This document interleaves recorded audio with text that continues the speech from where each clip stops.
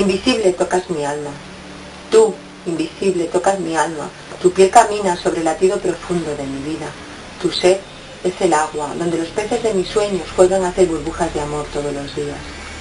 Todo tú eres el teorema que me devuelve la mañana para seguir el sol que me fomenta.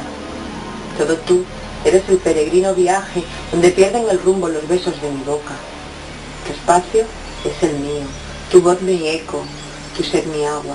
Viertes en mí el elixir de tus jugos, festejando con cánticos célebres de amor, un pausado bolero de caricias y halagos, donde se cobija bajo la luz que milita en las estrellas. Tu epicurio susurro junto a mi cuello pincela los gemidos que terminan galopando junto al sexo, que con alaridos suplican, ven, vuelve a hacerme tuya.